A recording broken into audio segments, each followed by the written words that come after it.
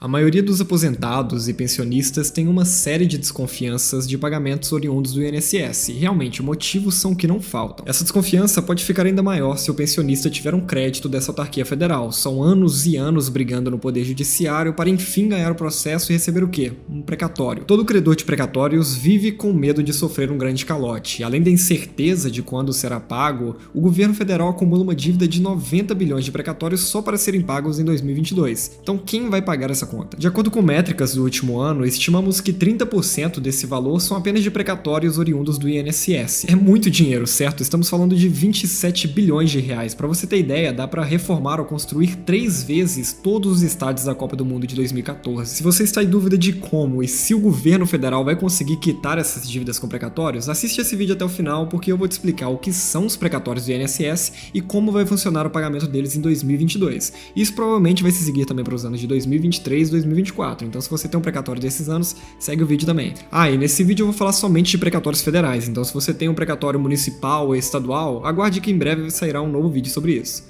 Bom, antes de tudo você já deve saber o que são os precatórios, certo? Caso não saiba, tem alguns vídeos aqui no canal mais detalhados. Vai ter um card aqui ou então você pode acessar pela descrição. Mas basicamente, os precatórios são um direito de pagamento que surgem quando um ente público é condenado na justiça, e isso após finalizado todas as possibilidades de recurso. Esses entes públicos podem pertencer a qualquer esfera, desde estados, à União ou às diversas autarquias federais. O INSS, por exemplo, é uma das autarquias federais. Geralmente, as condenações do INSS são referentes a revisões de pensões, atraso no pagamento de previdências, entre outros. Por isso eles possuem uma natureza alimentar. E lembre desse conceito de alimentar, porque ele é bem importante mais pra frente. Como a maioria das pessoas que entram com esses processos são idosos e aposentados e dependem da previdência para sobreviver, os precatórios do INSS são considerados prioritários. Mas será que essa prioridade vai realmente ser considerada em 2022? Até aqui já deu para entender o que são os precatórios do INSS e como o pagamento deles dentro de um prazo é, além de uma necessidade, um direito do cidadão. Porém, não é sempre que o governo federal consegue quitar as suas dívidas com a mesma velocidade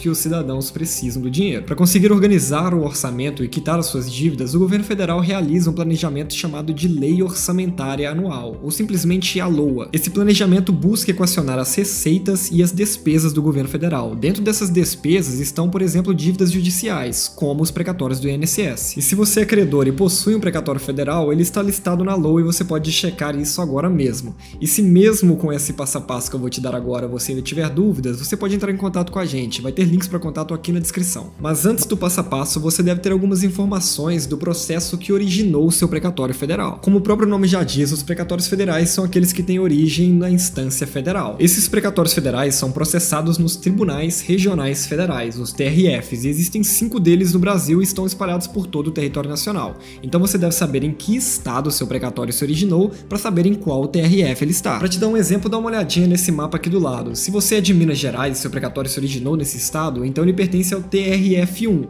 que é sediado em Brasília e engloba a maior parte dos estados brasileiros. Antes de consultar o seu precatório na LOA, você deve estar atento à data em que ele foi expedido. Caso ele tenha sido expedido até o dia 1º de abril de 2021, ele estará na LOA desse ano de 2022. Caso seja posterior a essa data, ele estará na LOA de 2023 e assim por seguinte. Agora que você checou se seu precatório está dentro dessas condições, vamos para o passo a passo de como consultar a LOA desse ano. A lista da LOA vai estar disponível no site da Câmara dos Deputados, na seção da Comissão Mista de Orçamento. No fim da página você vai achar um link com um PDF que inclui todos os precatórios federais de todos os tribunais.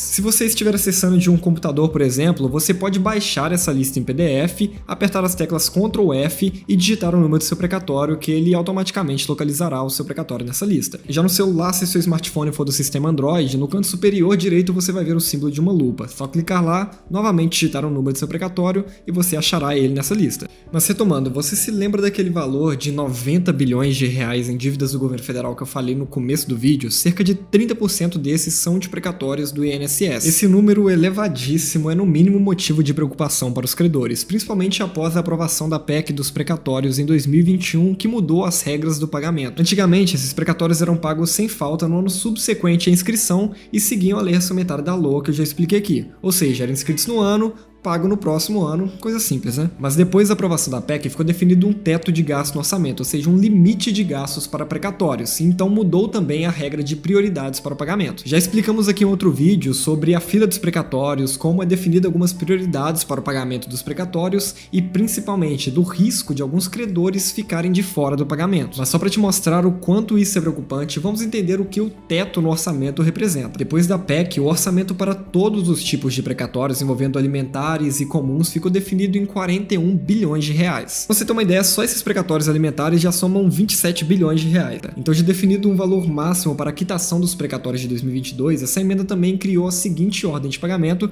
que segue um formato de cascata, e segue o seguinte. Em primeiro lugar, nós temos as requisições de pequeno valor, ou seja, as RPVs, que seguem até 60 salários mínimos, que hoje representa R$ 72.720. Logo após vem os precatórios de origem alimentícias de até R$ 218 mil, daqueles credores que têm 60 anos ou mais, ou doenças graves ou deficiência. Assim que o precatório desses credores tiverem sido pagos, chegam os outros precatórios de natureza alimentícias com valor de até R$ 218 mil.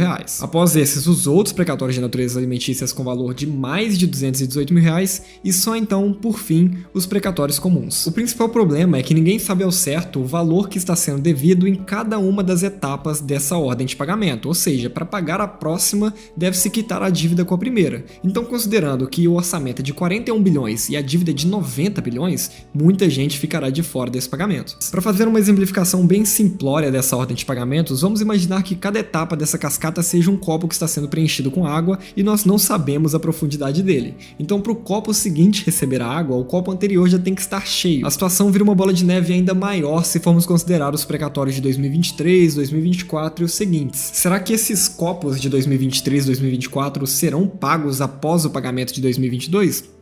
Bom, a verdade é que nós não sabemos ao certo. Então já ficou bem claro que o governo federal não considerou o montante de precatórios a serem pagos e vai tentar adiantar o pagamento de alguns credores. Isso é no mínimo lamentável para aqueles credores que está litigiando em processos há anos e até agora não recebeu nada.